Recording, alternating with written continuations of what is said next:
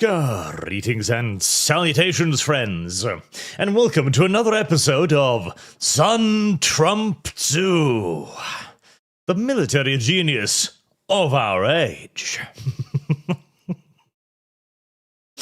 Just a tiny little ArchCast today, as I do have preparations for VTM tomorrow, and I was going to do a small ArchCast regardless of what happened, because I felt like it. And the occasional solo cast is fun on occasion as well. Oh, I see chat is asking, where is Sargon? Sargon is very busy right now. He is studying ancient tribal magical rituals for our fantasy setting. I'm not even kidding. I'm not even kidding. He actually is doing that right this moment. Oh, well, he might be asleep now. Literally. I'm not joking with you. That is the Carlian position. That is the Sargonian position on all of this. Tribal magic. There you go. Besides, I know Sargon's take on all of this. It's going to be quite simply, I don't like the Middle East. I don't care about the Middle East. And whatever America wishes to do with the Middle East is none of my business. Which, frankly, I largely agree with, the Iranians themselves are, of course, like, yay, maybe this time we'll overthrow our shitty regime. Well, we'll see, I suppose, as there has now been a fair few strikes both in and out of Iran. Now, I want to point out as well here, any other president, I would not at all be in favor of this.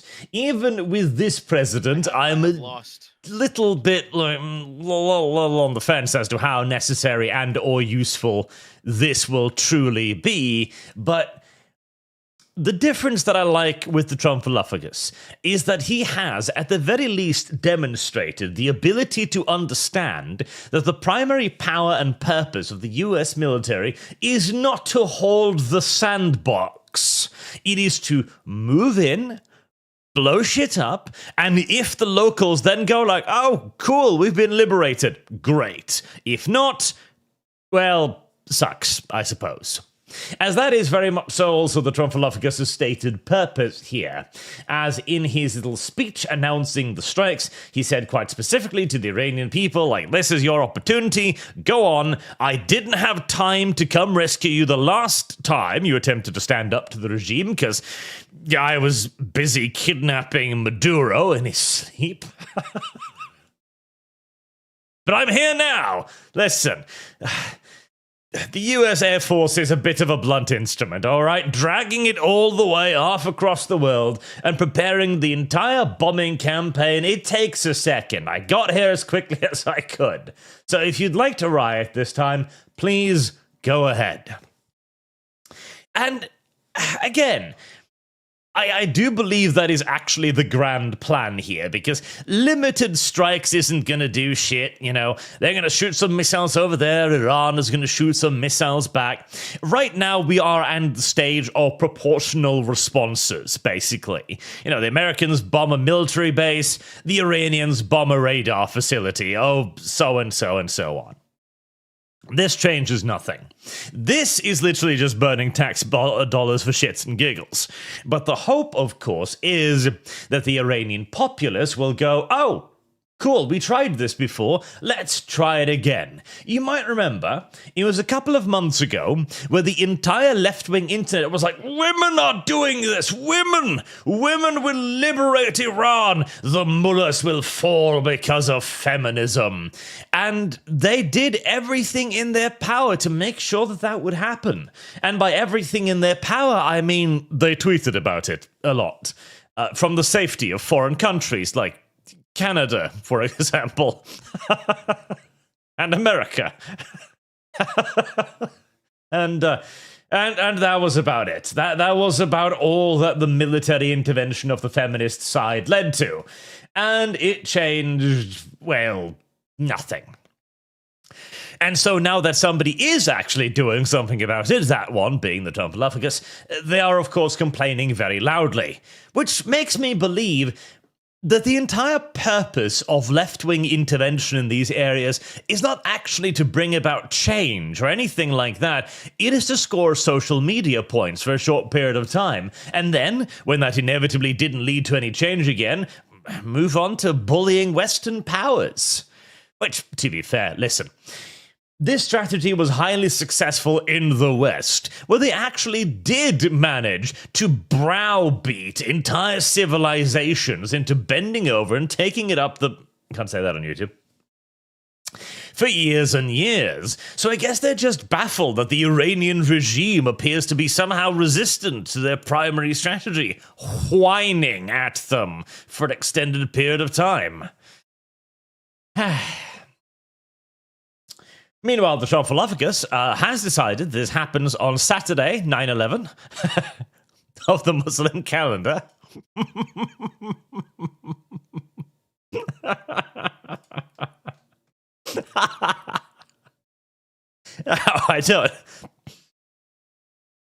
I don't know how much of this I believe is entirely intentional, but it is funny.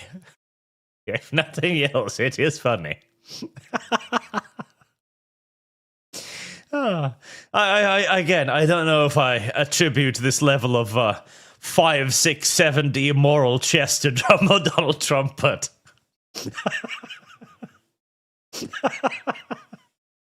funny if true. Very funny if true.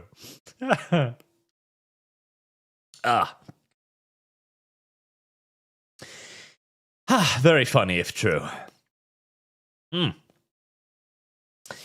So, what is this actually going to do? Well, first and foremost, it is going to lead to a tremendous... Oh, hold on, we're 7 minutes into the stream, which means I can address the big question. Okay. Now, the big question that everybody is asking themselves right now... Am I 7 minutes into the stream, actually? Double check before I have to do this. Yes, it is. Right. Well, 7 minutes and 37 seconds into the stream, so we can do this. Hold on, I'm looking for an... Are you ready to rut this yellow mare's fluttery buttery butt? I am looking for the correct visuals to illuminate my... to illustrate my position here. Ah, yes, right. So, the question that everybody asking themselves is, how much does Big Hummus have to do with this sudden escalation in the conflict against Iran? Well, we do know, of course, that Big Hummus is not a fan of Iran in general. This is true. We also know that Big Hummus has, on occasion, had some, harsh things to say about their surrounding browns. Indeed, they've carried out a long-term campaign to de-brown their neighborhood and build a strip of luxury hotel on the beachfront there and so on. However, I don't actually think we can place this at the Big Hummus's doorstep, honestly. Because if we would, they probably would have done it the last time around, actually. I think we're somewhat overstating Big Hummus's influence on the Trumpolophagus right here.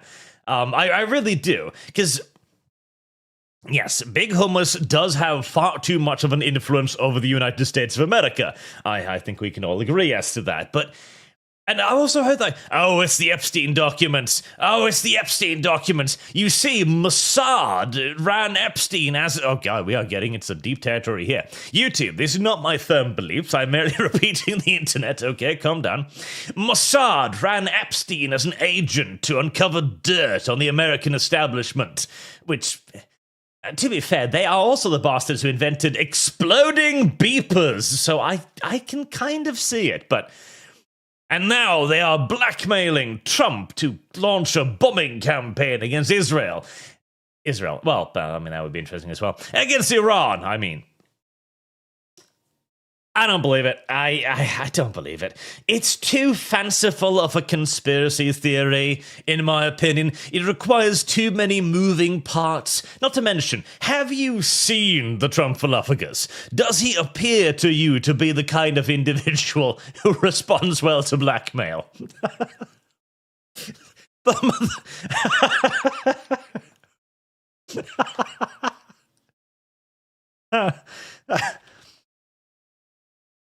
Just to put it like this. The last time somebody was like, Donald Trump, you're a pussy, come get me, he actually went and got him. Right? Donald Trump is not above utilizing the full force of the US military simply just to piss on one of his detractors. I really don't think he's the kind of guy that Mossad would actually try to blackmail, even if they had the material. At the very least, not whilst he is in active command of the US military. They'd hold off on that until he was out of office, okay? I genuinely do believe so. I believe, therefore, that Big Hummus didn't actually have all that much to do with this. It is simply the case that the Israeli and US influence interests align right now, in that both of them wish to reduce Iran to a medium-sized pile of rubble, preferably with the Iranians themselves in charge, of aforementioned pile of rubble afterwards. Right. Now that is out of the way. What can this actually achieve, and what is actually happening? Well, the most immediate effect is that we have a lot of people who have no idea what they're saying, deciding to talk about this particular conflict right here. I count myself amongst that number, although I do believe I know a bit more than the majority, and I saw one of the best things on Twitter that basically perfectly summarizes the entirety of the modern day social media reaction to this. Tech YouTuber urges US troops to disobey unlawful orders amid Iran strikes.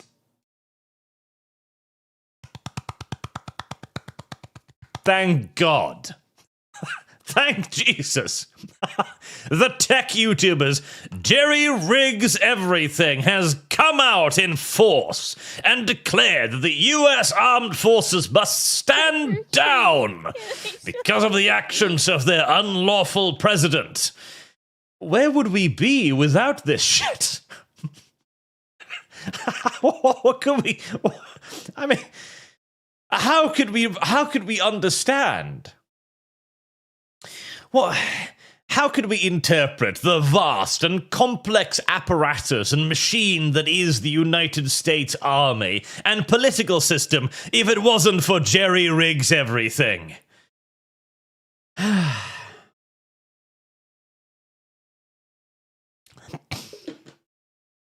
remember.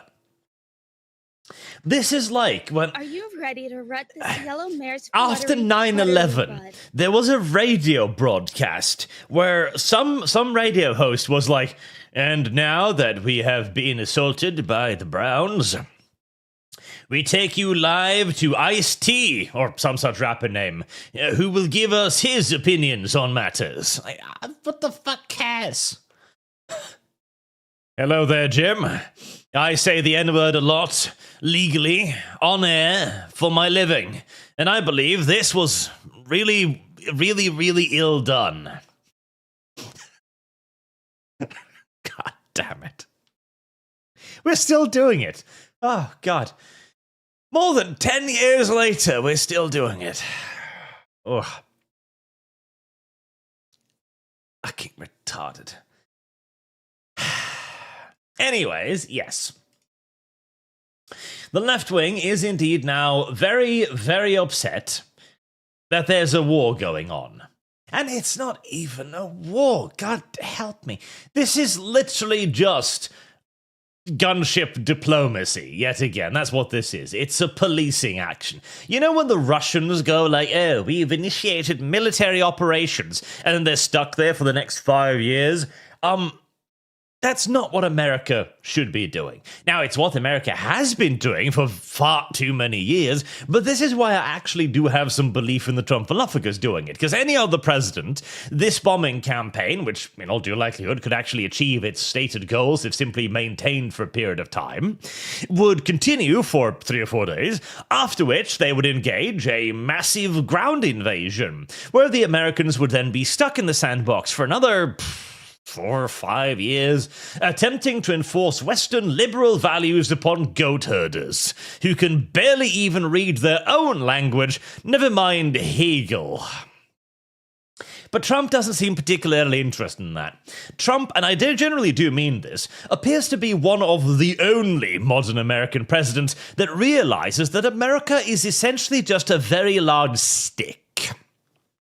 It is a big, blunt instrument, more than able and capable of bludgeoning practically any other nation to its knees. But you do not, after having utilized the stick, leave the stick on the ground and go, right. Now then, I expect you to behave like Californians. No, that's not how any of this works.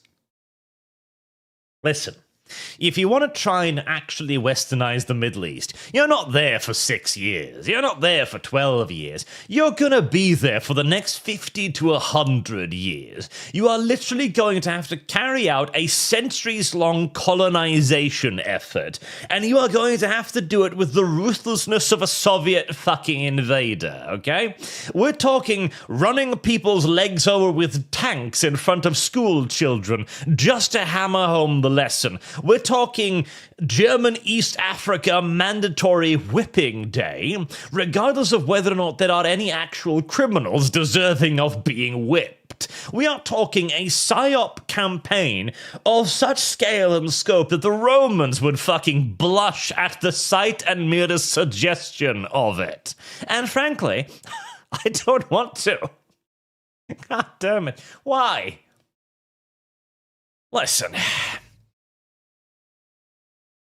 The Middle East has made it very clear that it doesn't want to be Western.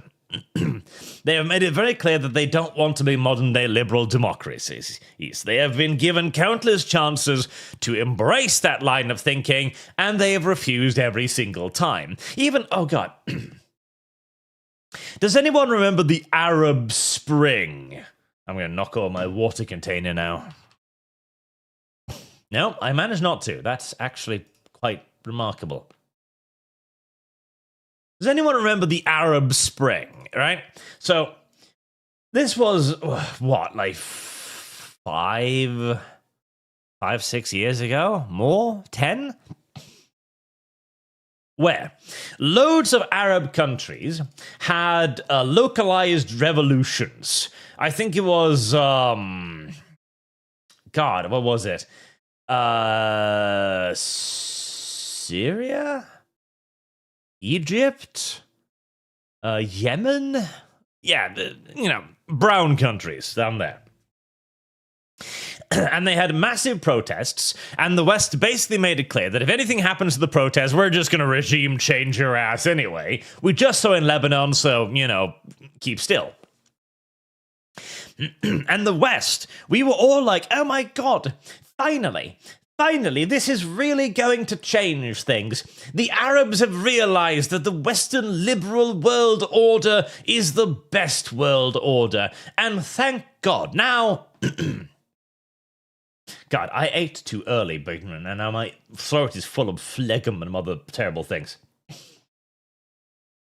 Now they will finally realize that they are supposed to be civilized individuals. Yay! Well, they managed to overthrow their governments, which by and large were already Western puppets, mind you. And who exactly did they replace their Western puppet governments with, one wonders? Well, mainly theocratic regimes. It turns out that if we allow the Browns to vote for their own government, well, they vote in Islamic fundamentalists at a frankly frightening majority of the time.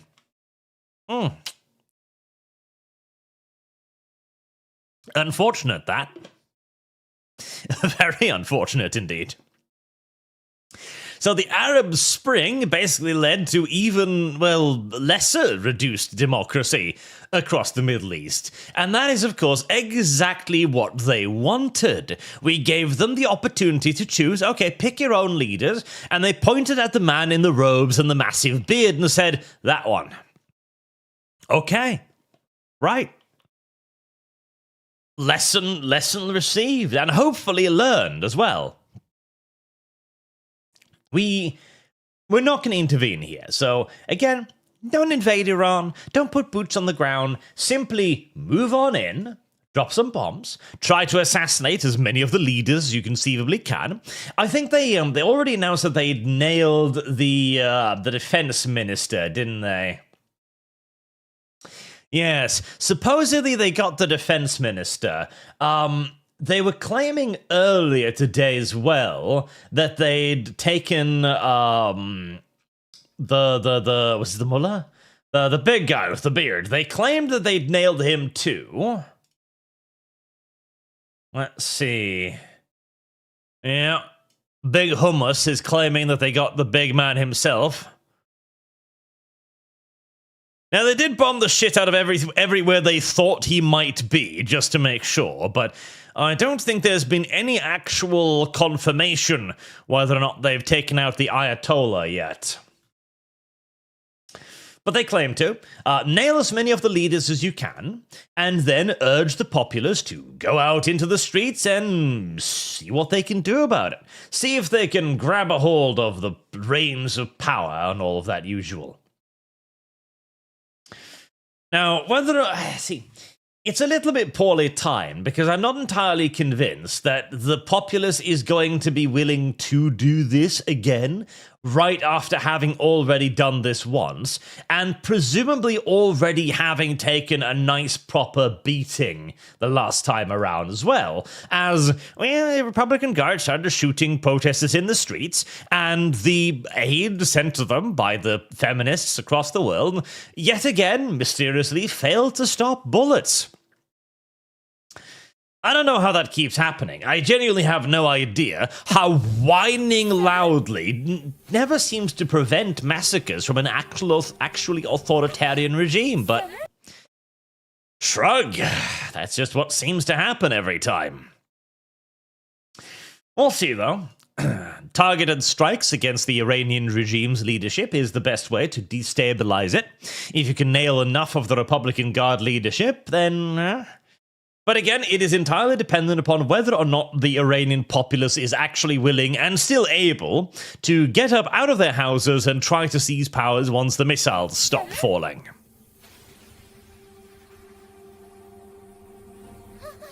If not, this war will last for a week, two maybe, and then peter out in another peace agreement.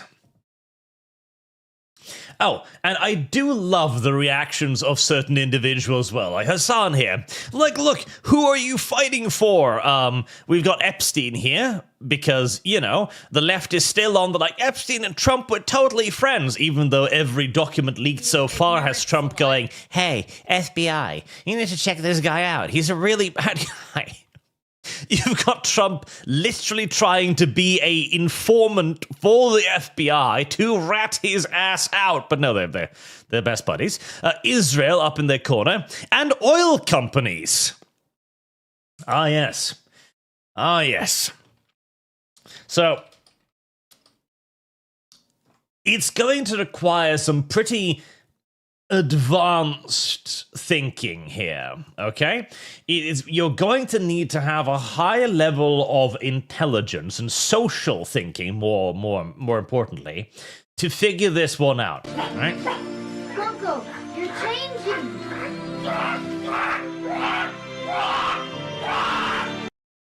There, I just played that too real quick.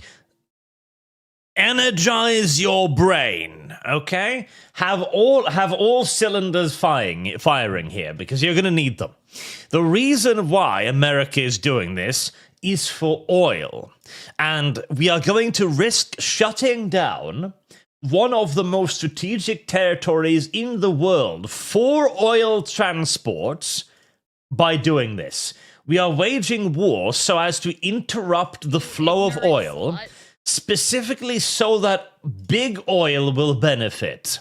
And then, once big oil has benefited from the shutdown of its primary supply route,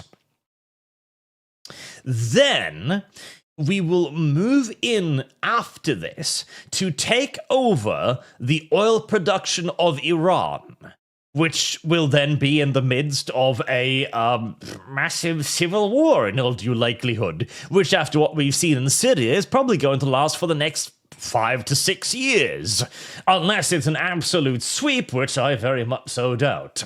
We are then going to spend billions, if not trillions of dollars, repairing, re-establishing, and securing these oil fields, only then to begin exporting them to the West. We are going to do this despite the fact that, well, Western companies already actually control a tremendous amount of oil production in Iran, so this will, at the end of the day, only be a huge inconvenience to all of us. Are you ready to rut this? But anyways, that's what this is all about. The oil companies. Especially as we also know that the last time America invaded oil-rich countries, did you see the massive benefit to America? Didn't your oil prices just plummet when they invaded Iraq?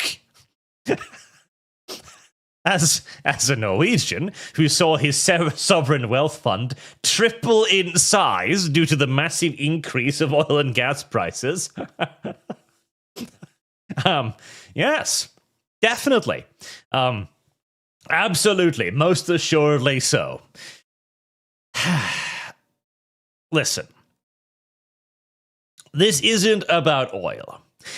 America already produces more than enough oil. America is currently worried about two things. One, the price of oil crashing, which will be devastating, and that's what happens when you start shutting off, when you have too much oil.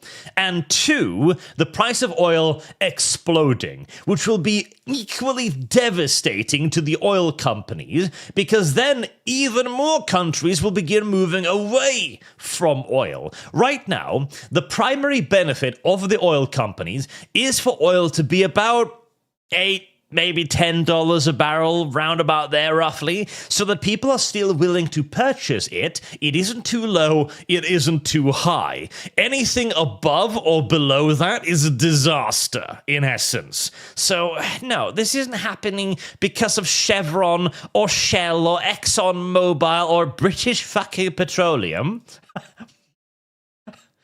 God damn it. These aren't even American fucking companies, half of them. Oh, God.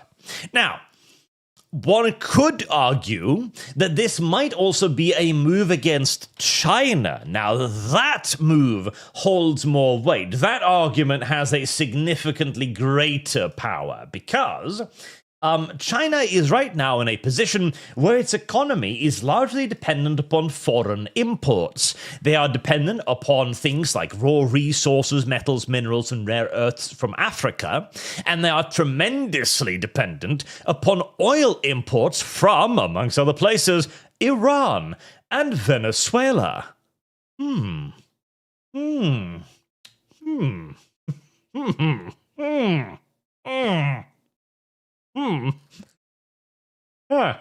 That's weird. The two places that Trump has decided to bully within a few months of each other are both strategically important allies of China. Probably a coincidence, don't worry about it. He's just a dumb dictator, guys. There's definitely no plans at work here, and he certainly isn't aiming to cripple anybody's economy to prevent a massive war or something. As I will point out as well, right, so China finds itself in an interesting position right now, where due in large parts due to the Trumphalophaguses, there's a certain little small China that is also one of the world's largest producers of microchips, which has now turned out to be an enormously important strategic resource that China really wants back. The home of the old nationalist Chinese government, Taiwan. China has to invade Taiwan very soon, because America has started selling shit to Taiwan again, including modern M1A1 Abrams tanks and fighter jets, both of which will make the amphibious invasion of Taiwan into a living fucking nightmare. Already invading Taiwan, as I did a video on, is possible. China can pull it off, but it will be fucking awful. As it stands right now today, the invasion of Taiwan might be one of the bloodiest military conflicts in recent history. Right? We are talking operations including thousands of aircraft, hundreds of boats, an invasion force probably 250,000 men to even stand a chance of getting off the beaches. Taiwan is going to be left a smoldering fucking crater if this happens, and it's probably going to involve at least tactical nuclear weapons if the Chinese actually want to pull it off, at the very least an EMP or two. But with China now being put in a position where it either has to make a move very soon before US aid arrives in significant enough quantities, it is on the clock. It's got to act. How do we then prevent this? How do we de-escalate the situation so that we aren't simply just forcing China into a corner where the Third World War is basically inevitable, as America and Japan will have to protect Taiwan? How about we make the war itself a de facto impossibility by cutting China off from all of the strategic resources they require to wage a war? No, he's probably just a crazy dictator anyways. Ignore all of that. I'm sure Trump is simply just insane. And he definitely doesn't have a whole host of military leaders that has war-gamed this out a few hundred times. Ignore all of that. I'm sure he just came up with all of this shit in the middle of the night for no particular reason, other than because he thought it sounded awfully funny.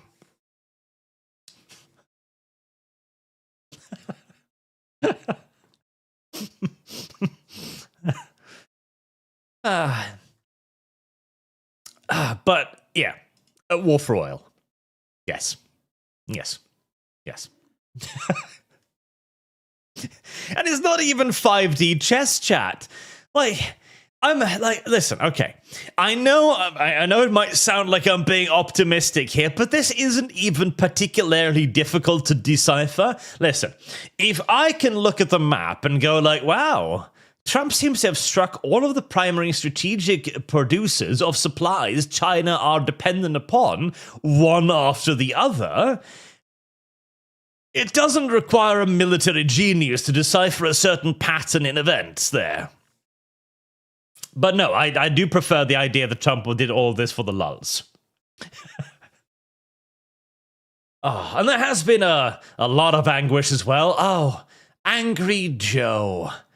Pissed Pablo. I'm mildly confused this man is still around, honestly. He's almost as indestructible as DSP at this point. If you still support Trump and starting a new war, you're an ignorant, shit-for-brains psychopath. Psychopath. Is this my dyslexia kicking in again? Yes, it's just my dyslexia kicking in again. Psychopath is apparently the correct way of spelling it. Never mind me. Who loves being lied to. You believe anything you're told and are enabling the most corrupt president to do whatever Israel demands. We are giving a lot of credit to Israel. Don't get me wrong, I am all for a good big hummus conspiracy theory, okay? And I have mad respect for Mossad. That exploding beeper stunt was some of the most James Bond shit I have ever seen, but I think we're overestimating their capabilities right here. Psychophant, it's a real world. Thank you. Thank you, chat. Now, here's again. The war, right. We need to redefine the word war a little bit here. I've seen some claims right now of what was it? Can I find it now? I saw like an Iranian account going like, "We have killed 300 Americans." Like, yes, you have. You definitely have. I don't know where these 300 Americans are, but definitely. Oh, there we go. Well, kind of. A missile that hit the Bahrain base. Yeah. Well, that will have inconvenienced some people at the very least. Somebody's going to have to fix that shit after all, but somehow I doubt it was 300 people. At least I'd be very surprised.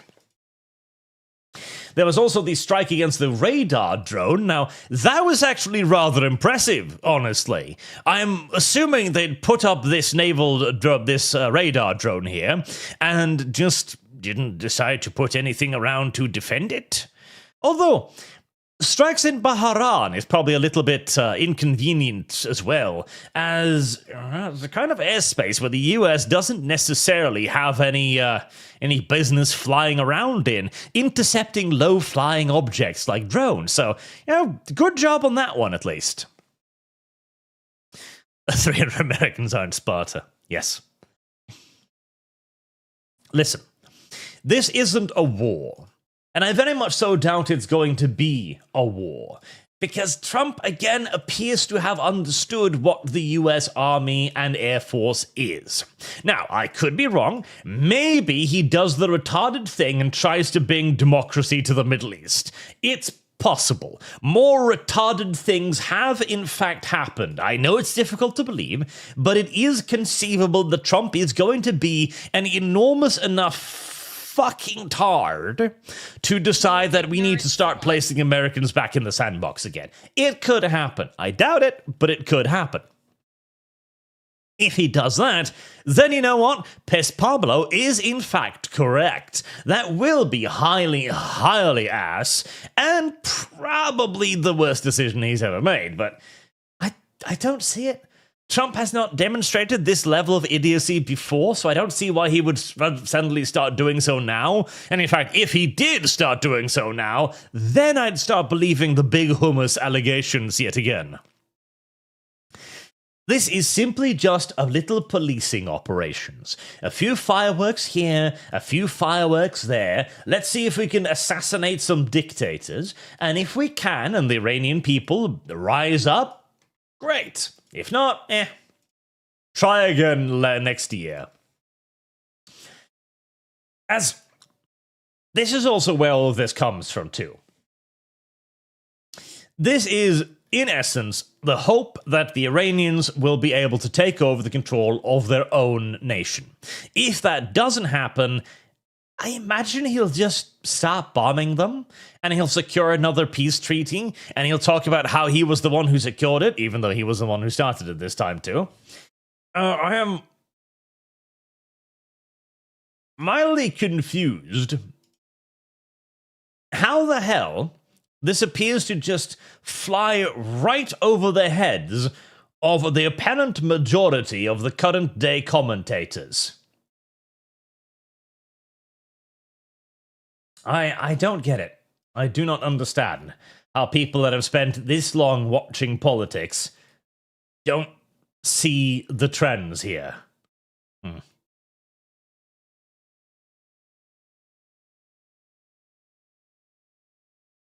Oh.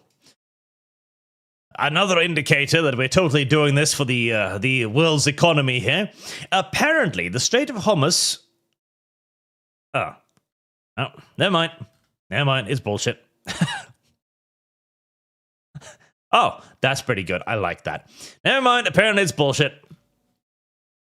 Though I would imagine the Iranians would move to close the strait as soon as they can, or even at least threaten the strait, although I don't even know if they could. The only reason why the US doesn't simply park a frigate or destroyer over there is because, well, they'd have to shoot down an awful lot of Iranian aircraft to keep it in the area, which would probably escalate the conflict even further.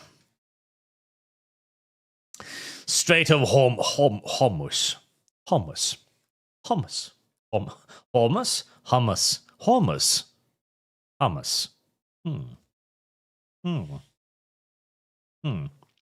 They do have a fleet, though.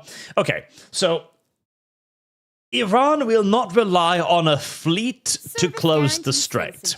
Iran will basically rely on the threat of ASW missiles stationed along the shore and small patrol boats also equipped with ASW missiles to basically threaten civilian traffic to not move through the strait. That's what they'll do. Now, most of these weapons aren't a huge threat to a modern military fleet, but you wouldn't want to put a fleet into this specific area. Not unless it's going to be a part of a huge military operation. Because what you'd essentially have to do is park a massive carrier group off the coast, fairly deep out, patrol the shit out of this airspace, suppressing anything and everything that moves into it, air, ground, radar, whatever you name it, and then park a couple of destroyers around the strait to blow the fuck out of any small boats that are located in the area.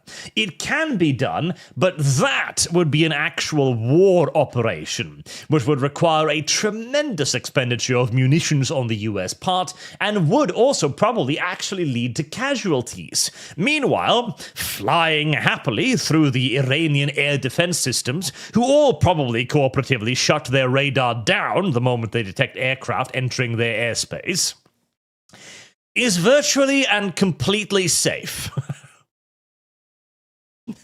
Which, I know it sounds retarded, but it kind of is. See, what the Russians utterly failed at in Ukraine is seed operations. This is one of the large reasons why the Ukrainian war just went on and on and on, and why the Ukrainians were also able to halt the early Russian advances into Ukraine, utilizing such relatively primitive things as low-flying airborne drones.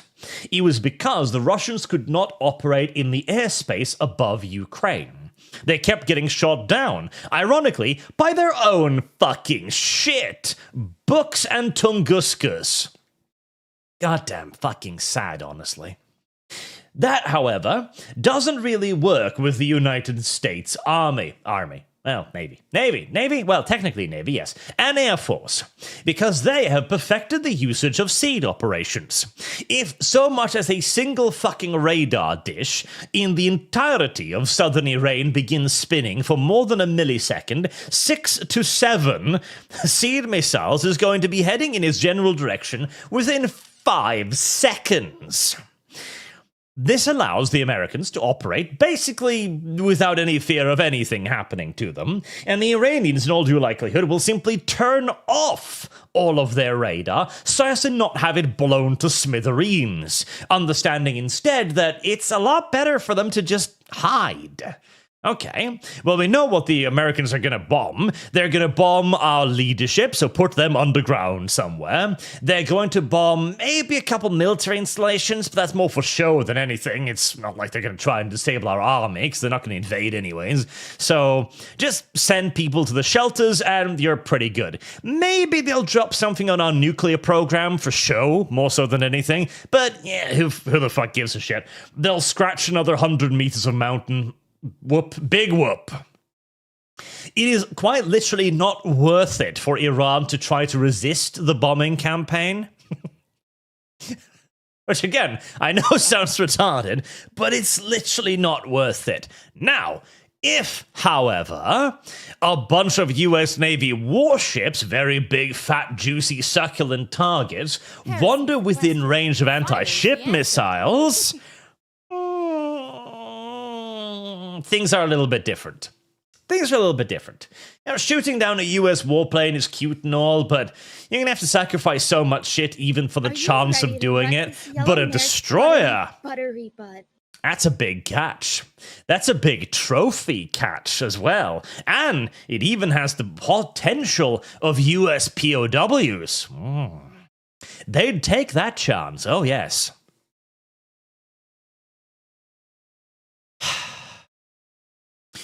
Right, I should catch up on the Superchats real quick, as I was meaning to make this a short one, but now I'm wandering off on war nonsense, which is a topic I am rather fond of. For obvious reasons.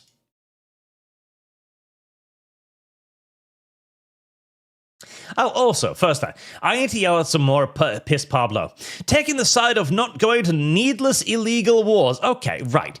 Allow me to ask some questions here, first and foremost. Needless illegal wars. Right. So, the illegal part, I do believe the Democrats were asking for an emergency vote on war powers right now. Oh, yeah, there we go. So the Democrats obviously want to try and block this and give the Congress more power. Now, in theory, I'm actually for this as well, as theoretically, the Congress should be the deciding body as to whether or not the United States goes to war, in an ideal universe. The problem is, however, that exists no such thing as the loyal opposition anymore in Congress. Whoever is in power will be actively and energetically opposed by the opposition to the point where the United States will be utterly and completely incapable of engaging in any sort of military operation at all, especially if Congress is supposed to approve every single solitary strike, every airstrike, every missile, everything. The Congress will do nothing but vote over this shit ad infinitum, if that becomes the case. Furthermore, unnecessary war. Listen, literally 2 months ago, the entire world was like, oh, the mullahs are evil, the Ayatollah is evil, the women of Iran are rising up, we must overthrow the Iranian regime. Just like a few months before that as well, Maduro was the worst thing to have ever happened. But the moment somebody actually gets off their fat fucking ass and does anything, suddenly it's like, oh, how could you? How dare you? We like that dictator over there. He gave us something to whine about. We don't want to solve our problems. We want to complain about them. Literally the fucking meme. Actually, unironically, the meme.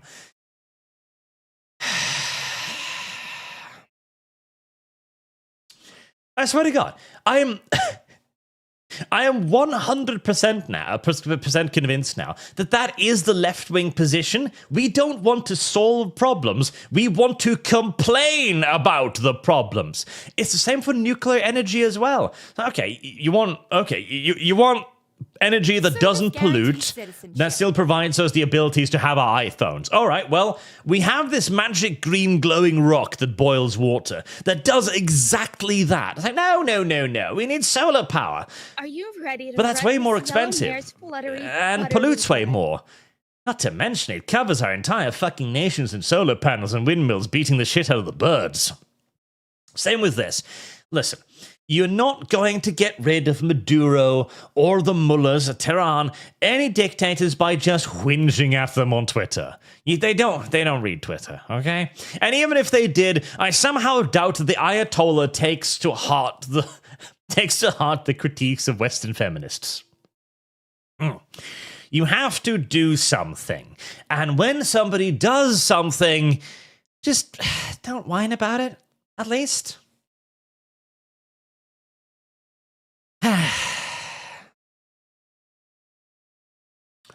And yes, reusable energy pollutes more than nuclear due to the waste materials produced, such things as no longer operational windmill blades and the solar panels themselves, which can only really be disposed of an eternal fucking windmill graveyard the size of football fields. Anyways, let me get to the thing that I was actually going to do before I was distracted by Angry Joe. Freda, for 1,000 warp tokens, thank you. There better be a yoinkening of Iran's leader, Cat Campaign. I hope so too. Also, I think the Cat Campaign is funded. Sturmrat, AI claims he was right and is 11/9/1447 on Islamic calendar. I like that. And thank you, Sturmrat. Oh, what's that? X-Graver resubscribes the Bridge God Worshippers. Been with for 7 months. Thank you very much for your continued support, sir. Alexander Bryant was watching a video from Manoma. It looks like they might have hit the O Club and Nex. Very sad. O Club had good beer. Chicador. Sargon hates gunpowder that much. Magic? Yes, magic. Oh, and... Okay, hold on. I need to Google this. Are the F-14s safe? Are the F-14s safe? Iran.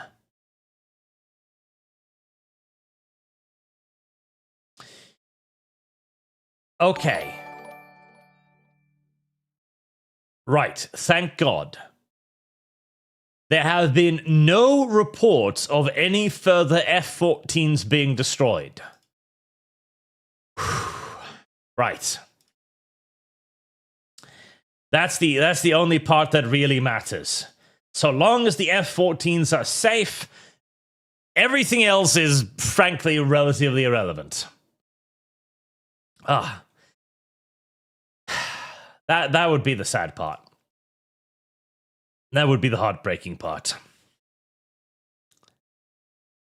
Freyna, I thought Cat Campaign was fun too, but your crawl shows it isn't. Oh. Right. I haven't updated the crawl, have I?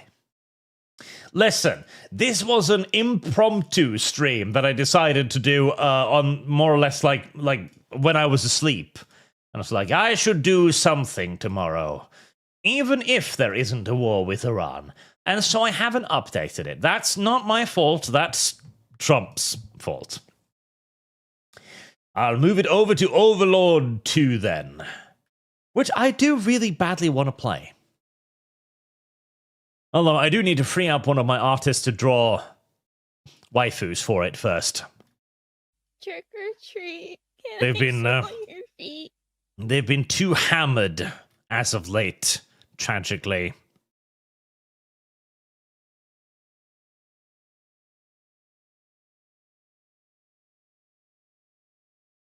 There.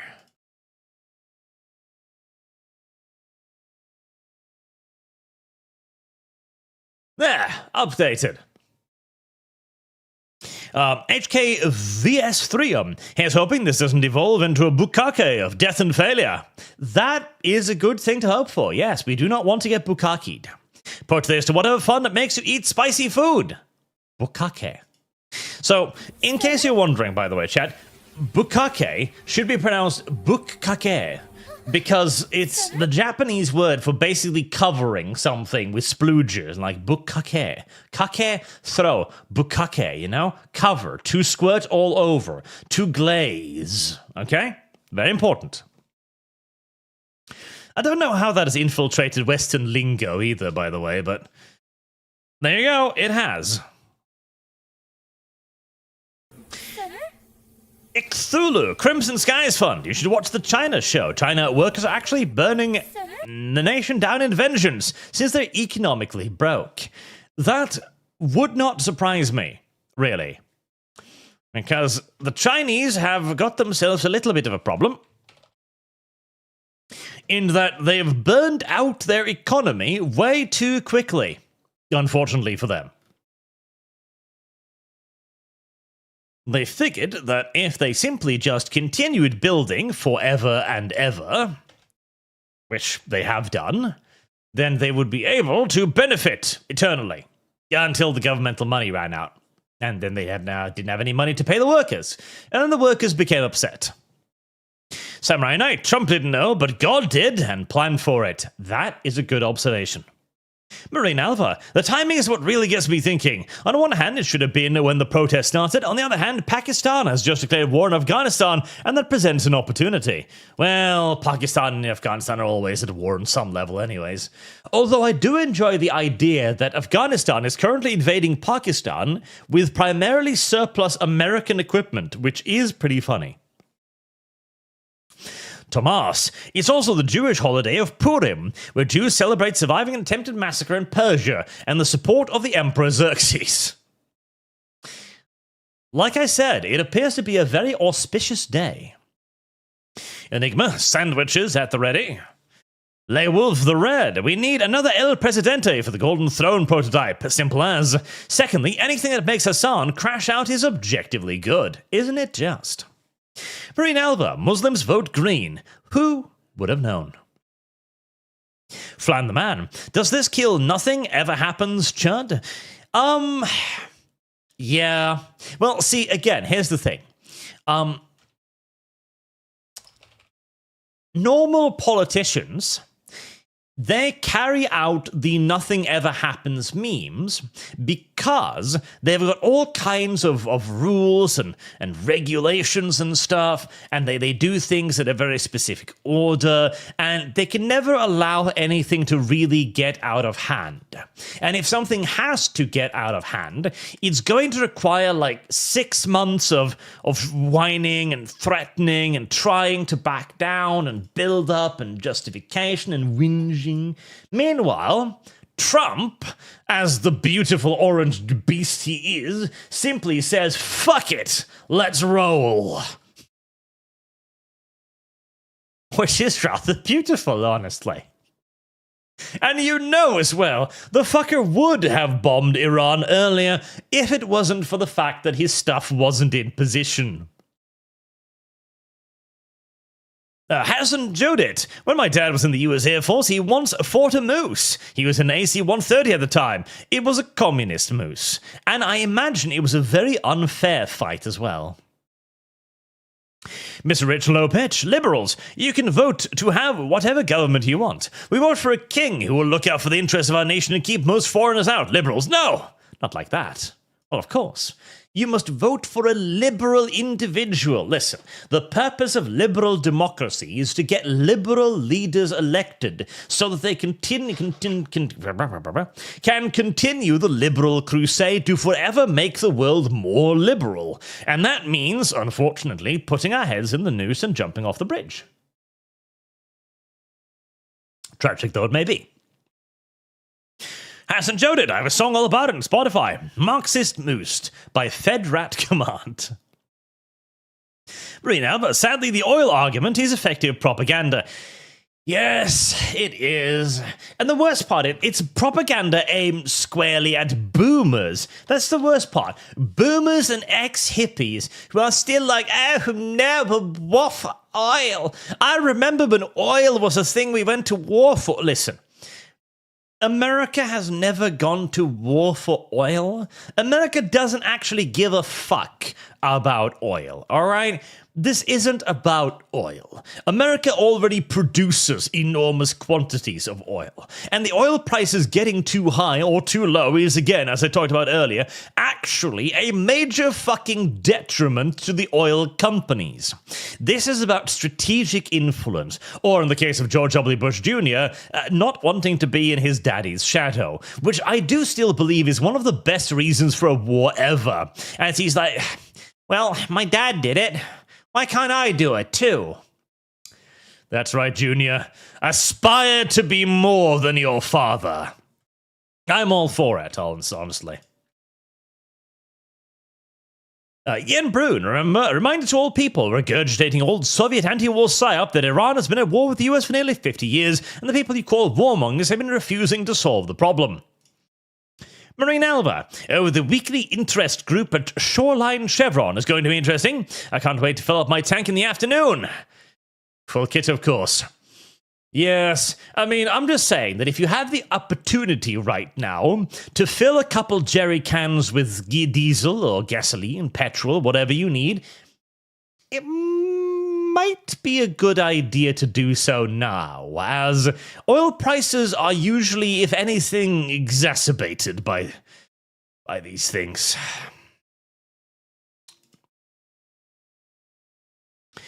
Maleficus, you don't blackmail Trump, you bribe him. Oh, now that's a good idea. Maybe, but what would Big Hummus even have to bribe Trump with?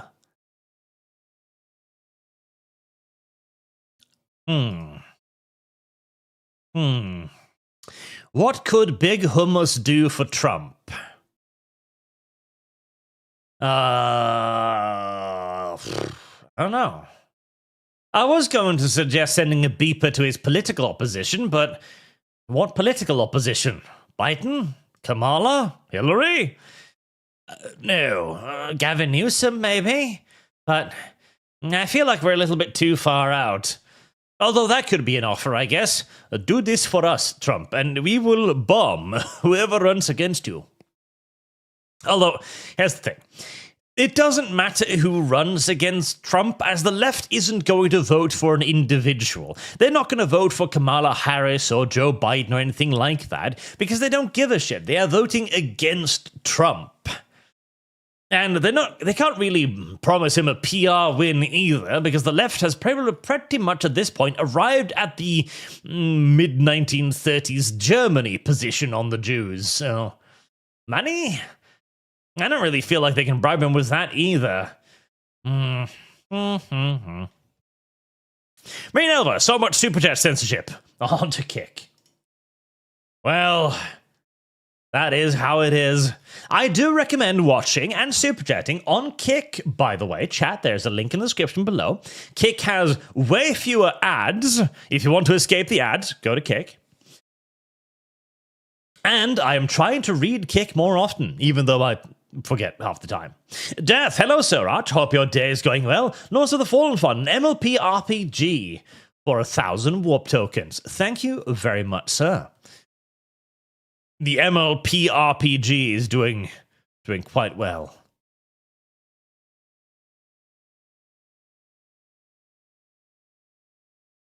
I enjoy the fact that we are understanding the value of ponies.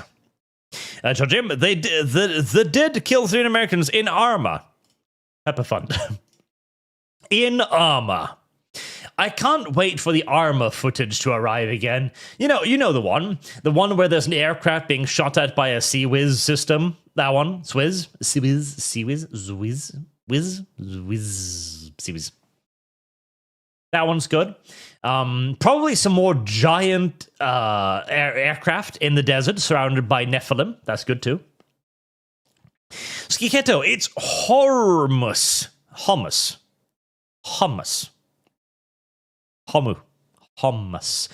No, it's not Hormus. Hummus. There's no R's in there. M1 Grand Music. I asked Chris Cheppy if he wouldn't mind talking geopolitics with you. He said he could get in contact with you. He would do it. You guys differ a lot. If he could get in contact with you. He can. My DMs are open. I'm pretty easy to get in contact with. Literally. Nunes DM me on Twitter. No problemos. Marine Elva. Oh, don't do that, YouTube. Please don't. Thank you. The Persian Gulf tactical difficulty was the entire reason for the USN developing the LCS, which turned into failure. US Navy doesn't want to have any ships in there, least to become their Black Sea. Correct. The Strait of Hormuz, or something like that, is an absolute death trap. Absolute death trap. Absolute death trap. It is small. It is surrounded by land. It is within range of all kinds of ASM. I think I said ASW later, which I didn't mean. That's submarine. ASM. All kinds of ASM is going to require a massive commitment of air power to even try to secure the ships. And you're probably going to need a massive deployment of warships as well to operate in the area to give you a decent chance of actually intercepting the ASM. And even then, the average US Navy warship carries what, like 16 Sea Sparrows, maybe? Maybe some, Block 1s and 2s as well. And then, of course, the point defenses. You can fire a fuckload more ASMs than that. So you're going to need a major task force and basically hope the Iranians run out of anti-ship missiles before you run out of shit to intercept them with. Not to mention the cost. I mean, what's your average RIM 3 costing these days? What, $250,000 or something, if not more? Oh boy. Yeah, that would suck. Oh my Jesus! Never mind. $9 to $25 million. Okay, it's gotten cheaper. Only $11 million. But yeah, Jesus, fucking sweet baby. No, just bomb them. Just fucking bomb them. You've got loads of all the 500-pound bombs lying around. Just J-dam them and drop them on top of them. It's fine. Don't bother with the naval action.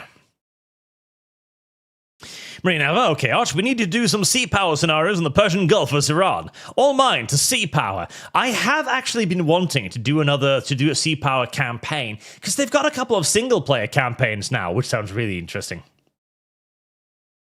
Abthaman, Holden Bloodfast, is very excited right now. He is indeed. He'll be allowed to smell the burning flesh of civilians one more time. Or Chigador, would be funny if it passes and Congress gets no more breaks because they are voting on military strikes. Not to mention, too, okay, it would be a massive strategic disability for the US as well, is if every time they need to do anything, they've got to do a congressional briefing on it first. Marine Elva, socialist, wants to exploit problems, not solve. Correct. That does indeed appear to be the near impossible to miss formula. Tanushi, I don't want peace, I want problems, always. The Dems are the meme made manifest. They really are. Dark Resurrect has been a member for 11 months. Thank you very much, sir. JC Denton, I was timed for deployment 3 months ago for the Venezuela Boogaloo, but as I come up to my date to go, I sit and ponder, why? We are now on our third mini-war and nothing is going on in the south. Next swordsman. Sadly, I think this dictator got blown to little pieces before we could kidnap him, which is a damn shame. Or maybe it was just his kids. Whoever knows? Mad Cabal, I disagree. The F-14 is a warplane. It should go out gloriously in battle by its replacement. Okay, right. I do agree. If we have to kill the F-14, it needs to happen in the air. That's the important part. If it's at least allowed to take off and then be shot down, then fair enough. Just don't destroy it on the ground. That's just cruel. Freyna, for 500 warp tokens, naming a city after Trump might be the only way to bribe Trump.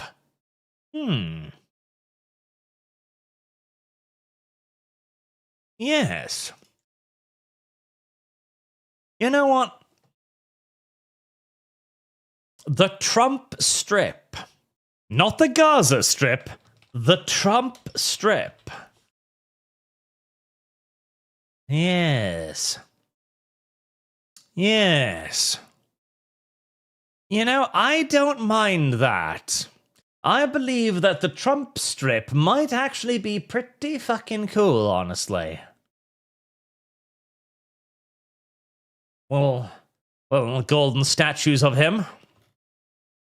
All over the place. A big one in the center of the city. Yes. I don't mind this idea at all. It would be a beautiful tourist destination. They off the red. It takes one semi and 2 pilot cars to move one single turbine blade because it's an oversized load, sometimes a police escort to block lanes. Ripple Productions, LLC. Iran was relatively Western-ish prior to the Islamic Revolution, which is Arabic's ruling over Persians, and only 30% of the country is actually Muslim. That also is correct, yes. Iran is not really any Muslim country. It was in essence conquered by the Muslims, who have ever since ruled like tyrants over the local Persian populace. Plus, Persia is a much better name for a country than Iran is. You ignorant slut. Reynalva, Kickstore still a bit funny, so no kick. God damn it, kick. How could you do this to me? Talamis, Ali Khamenei is dead, Arch. Iran, free for all. I don't think they've confirmed it. I've heard too that they nailed him. Guarantees citizenship. Arbiter Taco, off topic, but if Henry Cavill did a show based on Cypher's Kane, what would you think of Brendan Fraser as Kane and Rowan Atkins as Jurgen? I think that would be absolutely terrible, and you should not be allowed to speak again. Not for the foreseeable future, at least. honestly, okay, so Cypher's Kane. Cypher's Kane has... It's got to be Cavill. It's got to be Cavill. It has to be Cavill. If you're going to do Cypher's Kane, you're going to have to pick Cavill. He's the only one. He's the only one today that could pull it off effectively. Alternatively, if we could somehow perfect the time machine, and that is asking a lot, Casper Van Dien would also make for a pretty excellent Cypher's Kane. I fear he's a little bit too old now, but if we could turn back the clock to his prime, I mean, fucking look at that jaw, that chin. That is Cypher's Kane. Right there. That is the propaganda poster version of Cypher's Kane. I mean, look, 1-to-fucking-1. Perfect. But sadly, Trick or treat. Can I smell your feet? I don't think we're gonna fix the time machine in time. I know, chat. It is a tragedy, but such is life. I can't think of anyone else in Hollywood that could do it. At the very least, not on the kind of budget that we're likely to be looking at here. Glow in the dark. Experiment with nuclear waste that reduces half-life by 96% or something like that. So nuclear waste is now less environmentally a problem than solar. A thirsty sailor. Destroyer man here on deployment. The biggest threat to US warship will likely be unmanned underwater vehicles. UUVs require an active signal to guide to target, so we shall see. Do Iran even have...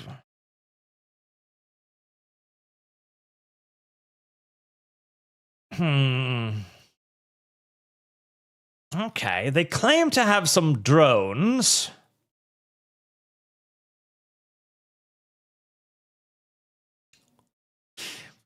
I don't know how that would work, though. Right, because, okay. If you're gonna have a drone, you'd have to have a guidance system. Either you need to remote control the drone, which means you're going to need an active connection, which means it's vulnerable to jamming, which the US Navy is more than capable of pumping out in significant quantities. Alternatively, you'd have to pre-program in the strike coordinates or wire guide it. But that's going to be one fuck of a wire. I guess you could communicate with it using maybe a buoy? That'd be slightly safer. But yeah, submarines would often be the threat, yes. Submarines are nasty because you can't spot the little fuckers, and frankly, there are very few actual countermeasures to underwater vehicle these days. Which is why, incidentally, all of the navies of the world should simply just stop using those silly-willy overseas boats and just dedicate themselves entirely to underwater boats. I've said it before, I'll say it again. Underwater boats, good. Everything else, bad. Ian Brune yesterday was also the feast day of St. Gabriel Pazenti, the patron saint of marksmanship, who also defended innocent girls from thugs. That sounds like something that is needed in Iran. What was Doom? Who do you think would make a good Commissar Abraham Gaunt? Right, Gaunt. So, I do think we actually have a good alternative for Gaunt, and that's Mark Strong. Mark Strong could do Gaunt very well. We'd have to put a wig on him. We would. We'd have to put a wig on him. But I think Mark Strong could do an excellent Ibrahim Gaunt. Excellent. Is there anyone else that could do a decent Gaunt? If Sean Connery was alive, I'd say he would make for a fantastic later stage Gaunt. Post flaying, etc. But sadly, that's not really an option unless we figure out how to resurrect people, so that's probably not going to happen. Yeah, no, it's got to be marked strong. I can't see who else would cast as Gaunt. Yeah, and that's our only option, chat. I'm sorry, we don't have any options here. It's that or nothing. It's our only choice.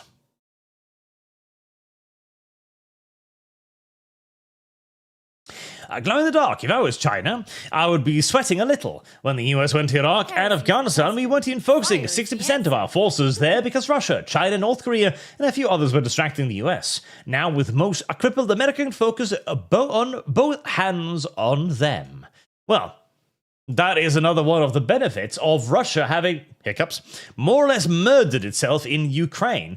It is no longer a strategic threat, having demonstrated to the entire world that it's not even a paper tiger, it is a wet, cum-stained tissue paper resting uncomfortably on the side of the toilet, so that you have to ask yourself the question, do I risk grabbing moist chum to put it in the toilet, or do I inconvenience myself by going off to find a tool with which to push it in? The correct answer, by the way, is always B. Always B. Marine Alva, oceans are becoming transparent. Issue for subs.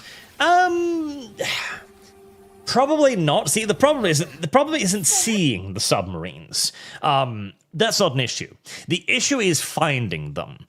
Finding them is primarily made complicated by the thermal layer. And the thermal layer is going to stay there for a very long time yet.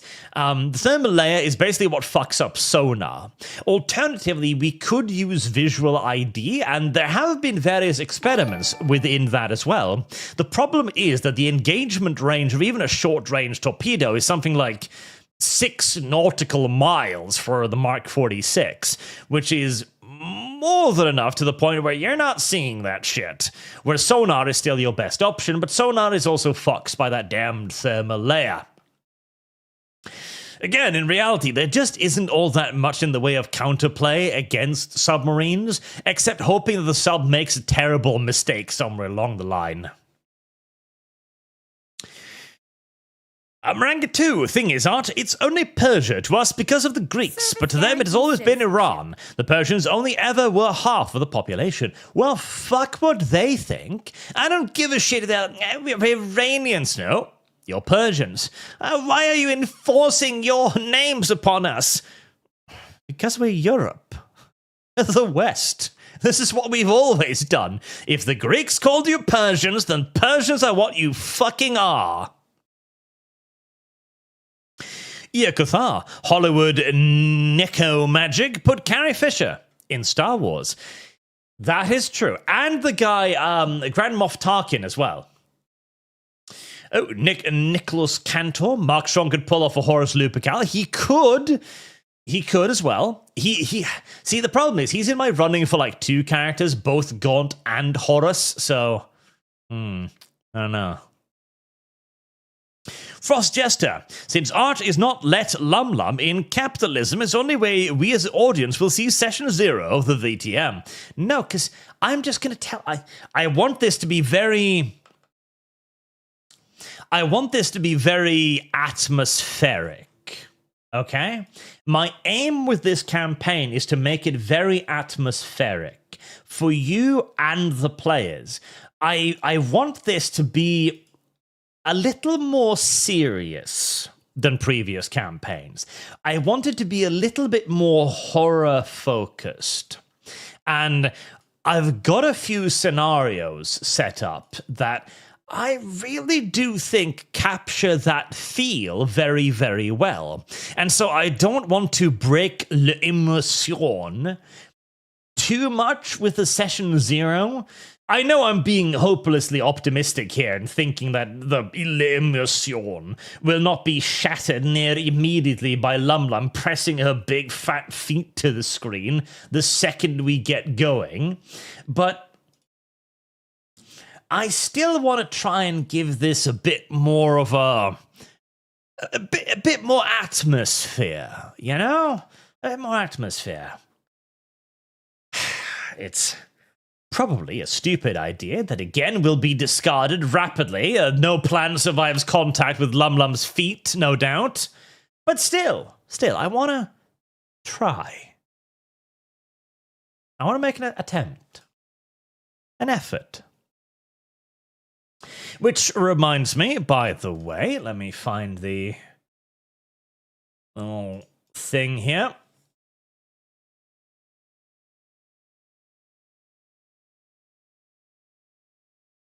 Let me put up the invite link to the Discord server there, to the vampire server, where we are currently. You should go to the, what did I call it? The campaign voting section with the current campaign vote. There is also a discussion area underneath it, as I want this to be a bit more of an interactive experience as well. Where currently we are voting on the party's first ally, where the party will have two options, or more correctly, you will have two options. You can both vote there by giving your vote in the poll in the current campaign vote section. You can also vote via Superchats, where every dollar you spend equals one vote. Because I am a greedy capitalist pig. That's why. As the two first allies is Hans Müller. Hans Müller is a radio operator that has been assigned to the Noticia and may now become the allies for the party's first ally. He, of course, brings with him a mobile radio set, allowing for secret communication in the field with headquarters, and also potentially calling in support elements if the players manage to get in the good books of, say, artillery commanders or the Luftwaffe. He is also very ideologically reliable. He genuinely believes in what's happening here and thinks that National Socialism will bring about a better world for everyone, as he himself is from a working-class family. The other ally is Lieutenant Victor Stahl, who is a Panzer ace. He, of course, brings a tank to the table. Tanks are pretty fucking useful in combat operations, for obvious reasons. However, here's the exact opposite and from Hans Müller when it comes to his political reliability. A veteran from the war in Poland and in France, he's seen a little bit too much shit. And with the advance in Barbarossa also beginning to slow down and the Russian winter setting in, he's starting to question whether or not all of this hubbub is really worth it, and if the propaganda is real. So, he's a little bit more unreliable in that regard, but that might also be exactly what our players want. Who knows? Maybe our players are going to turn out to be traitors. It is, after all up to them whether they want to remain loyal to their masters, who have forced their loyalties somewhat, or if they want to try and undermine their new friends, as all of these are indeed options open to the players, and their choice of ally, first and foremost, will be a big part of that. Later on, we're also going to have votes on things like events, things that are going to happen during the missions, also things like special rewards or punishments if chat deems it necessary.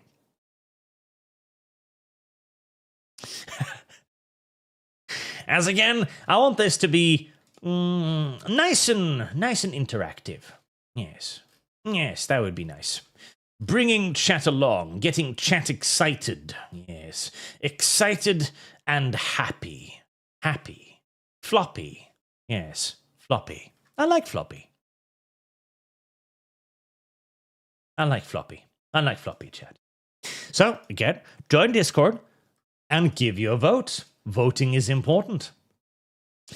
Glow in the Dark. Persia is a better name. Also, Persia has always been multi-ethnic desert tribes. Submarines will be fine. Only 1% of visible light penetrates 100 meters at 500 meters. Subs blend in easily. Acoustic stuff more an issue, but that has also been addressed. Yes, modern subs are unfortunately rather stealthy. Marksman, Hassan's crash out over the annihilation of Iran's leader will be glorious. Also, have yet to meet a Persian who called themselves Iranian. Look forward to Turkey moving in and threatening Israel. NATO infighting. Also, Little Dictator Fund. Why? Why Little Dictator Fund? Spend your super chats on this lovely vote instead. This is far more important to you. Glow in the Dark, could we also do old history from tech perspective too, where Germany focused on new tech that would change the war in their favour? More like Horton HO229s or a tank that didn't destroy itself, or more basic things. Yes! We can do that as well, as this is going to be a bit of a different war technologically speaking. One of the things that our Panzer commander here, Victor Stahl, brings to the table, for example, is a prototype version of the Panzer IV F2. And by prototype, I mean prototype, as the initial problem with... See, before the invasion of Russia, Hitler decided that the German panzers needed a larger anti-tank gun, because at the time their largest anti-tank gun was the 5cm, which he figured might be a little bit small. He wanted to have installed the slightly larger version of the 5cm onto the Panzer IV, but with encountering Russian tanks, that became very obviously not enough. And so plans were started to mount the 75mm into the turret of the Panzer IV. However, it didn't fit in the Panzer IV. And so Victor's current Panzer IV, well, let's just say that it doesn't have much of a roof, as they had to saw most of that out to even fit the cannon in. And he is currently complaining loudly of the fact that the forward springs of the Panzer IV are currently under maximum load at all times due to the added weight of the cannon, making his vehicle bounce up and down violently even whilst stationary. So, Victor's a little bit upset with the big brains back home at the military technology department, both for taking his roof away and for fucking his tank over. We might even give him new pieces of prototype equipment later, but only if chat actually votes for him, of course. If not, you may never see him again. He'll be moved out into the cold darkness of space, where he will die, presumably. Let's see as well. So at the moment, Mueller is winning with 99 votes contra 80 to Victor Stahl. Close-ish, but not stupidly close. Not stupidly close. Service guarantees citizenship. Level thread, I assure you, Commissar, the 250 terabytes of Tau feed pics is strictly for learning how to destroy the Tau. Oh. Have you gotten into Lum's server, have you?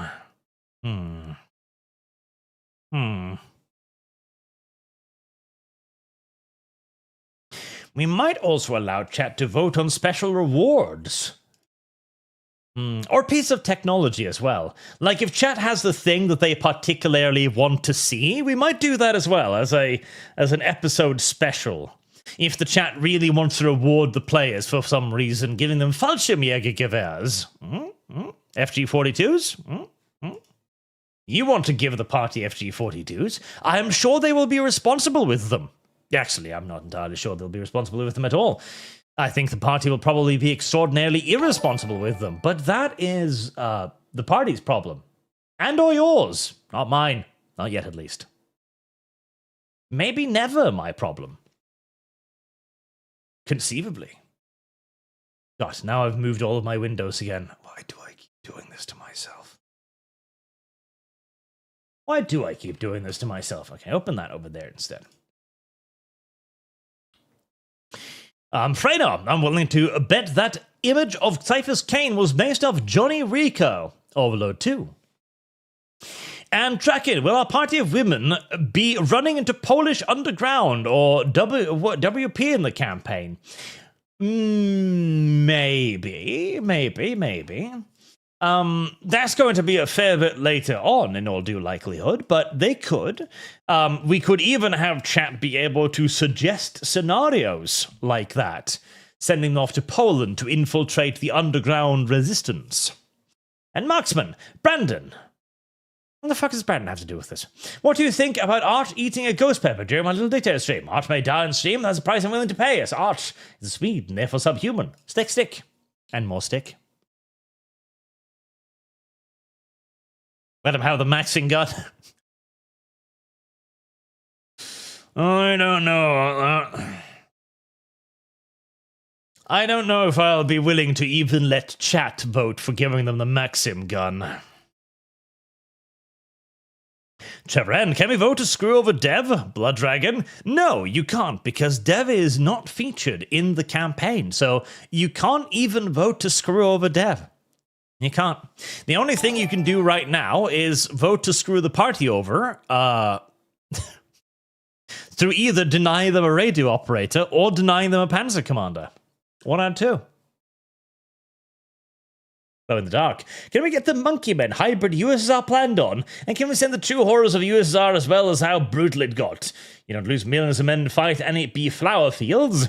Kind of why the USSR was necessary for World War II. They tanked, RPG lingo, Germany. Their casualties were rather extreme, yes. And I do already have a scenario intended to happen around that very idea without spoiling too much. There's going to be stuff. There's going to be stuff, chat.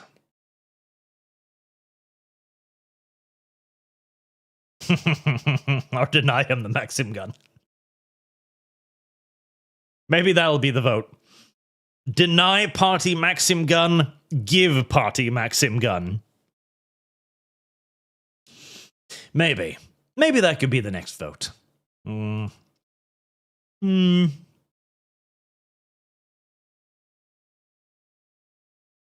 Bad art, stop spoiling. I am teasing. It is different from spoiling. Teasing and spoiling, chat, are two different things. Very different things. Heresy's the question. Maranga 2. Fire is the answer. Money for Victor. I like the idea of a running gag. Like the idea of a running gag of him repeatedly getting annoyed by a faulty prototype. Also mechs and zombies. Also Witcher. Very well.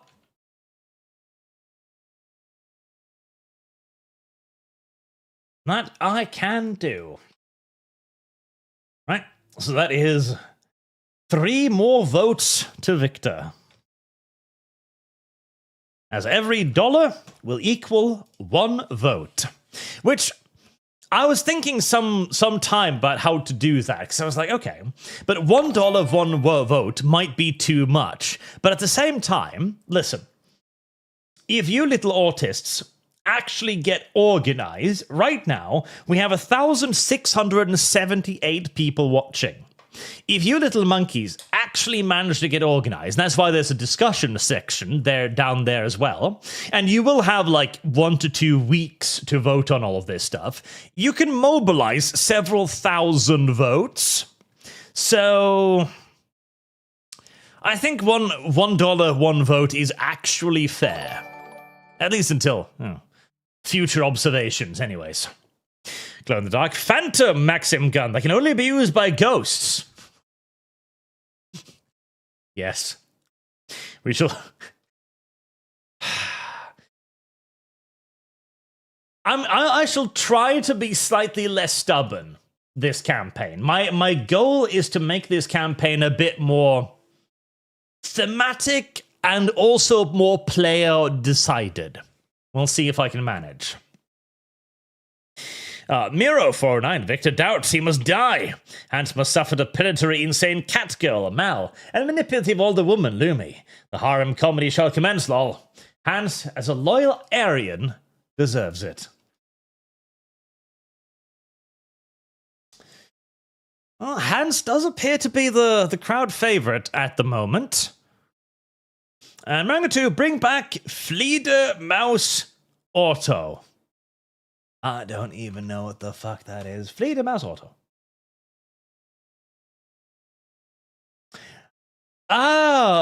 their vehicle, the Thundercraft Fahrzeug.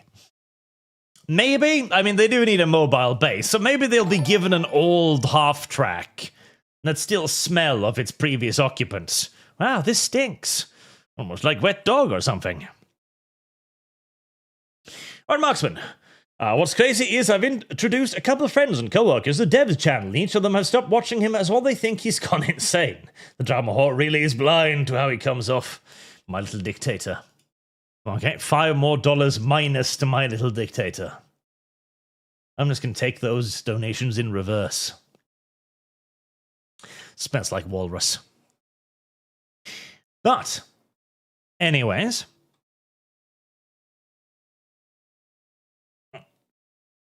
the flying mouse car. I shall wrap it up there, as I've now had the opportunity to rant on a little bit about Iran, and had fun with my little solo art stream. Again, there will be a pinned link for the Discord server. Definitely go join it. There'll be a lot of fun and engagement over there, as I have all of the random little VTubers talking to you. You may speak to them. You may not abuse them, not actively, but you may send Lum feed pics. That is allowed. And you may peruse the voting section to determine the course of our adventure. You might even be able... I'm thinking maybe of adding a section where people get to come up ideas for future goals. Yes. Ideas for rewarding or punishing the party on the basis of nothing but cruelty. Oh, and one last one. Glow in the dark. We need meth chocolate bars as a buff item. I hope so, because 2 of our characters are actually addicted to methamphetamines. Have characters like Imo Kovinen, who skied for 250 miles on meth. Also, White Death. Like Death needs an appearance. Chat's choice for my dollars. We can do that. In fact, at least one of the party members is currently addicted to crystal meth, and will need a constant supply of it. At least they go insane. So, don't worry. There'll be ample meth representation for all of you. God damn it. Stop it. Are you I'll talk to ready you. to rut this All these yellow squares make a buttery, circle. Buttery And Motley Doll. If Victor Stahl is picked, I wonder if they will fight literal ghost tank divisions, with somehow the ungamely Tsar tank being amongst them. If Victor Stahl is picked, I don't know if there are any prototype anti-ghost shells in his tank, unfortunately. I'm not convinced. At the very least, that would be rather complicated. Now, thank you all very much for watching today. Thank you all for your very generous donations, as also. Oh, and Freyna, I didn't see that. Like that. Victor, and Overlord too. Service guarantees citizenship. But Victor... Okay, Victor has more financial aid, but more... But less popular aid. Interesting. I need to remember to always check kick. Otherwise, I will lose out. Matthew Hammond, Contact Racifist for Streamlabs Archon. Metatron first. We have him on next week, unless his wife gives birth. And then I think we were going to reach out to Dankula, but I'll try to get on that as well. Yes. I'll try it. Do suggest other guests for Stamford Bridge, as I was hoping to make that a bit more of a guest-focused show, but neither me or Sargon had the extra bandwidth and time to actually think of guests or invite anyone, so, you know. Good luck with that, I guess. Anyways, thank you all very much for watching, for your donations, for your vote to the Vampire the Masquerade campaign, which begins tomorrow. I hope to see you all there. Have a very good night, chat.